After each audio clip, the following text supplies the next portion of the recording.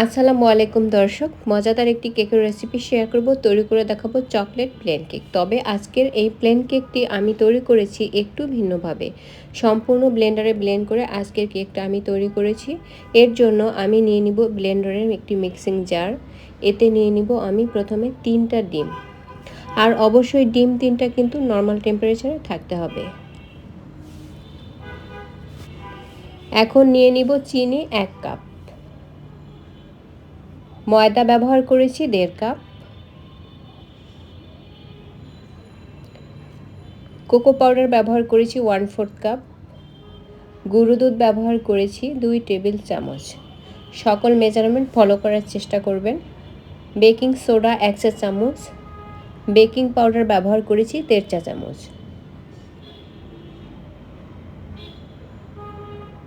লবণ ব্যবহার করেছি আমি 1 চিমটি। দিয়ে দিব চকলেট এসেন্স 1 চা চামচ।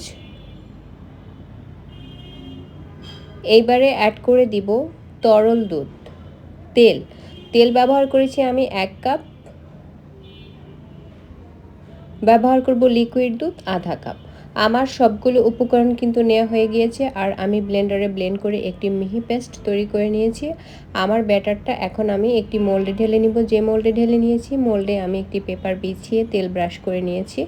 আর ব্যাটারটা ঢেলে দিয়ে আমি এভাবে ট্যাপ করে এর ভেতরে থাকা সমস্ত এয়ার বাবলগুলো বের করে দিয়েছি। এখন আমি একটি ইলেকট্রিক ওভেনে 170 ডিগ্রি সেন্টিগ্রেড তাপমাত্রায় 30 মিনিট বেক করে নিয়েছি। আর ইলেকট্রিক ওভেনটা কিন্তু অবশ্যই 5 থেকে 10 মিনিট প্রিহিট করে নিতে হবে।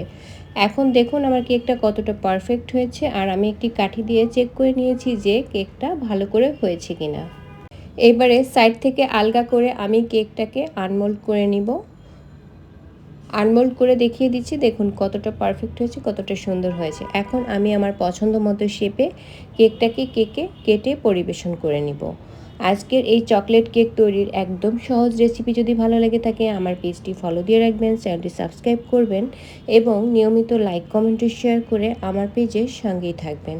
সবাই অনেক অনেক ভালো থাকবেন। আল্লাহ হাফেজ।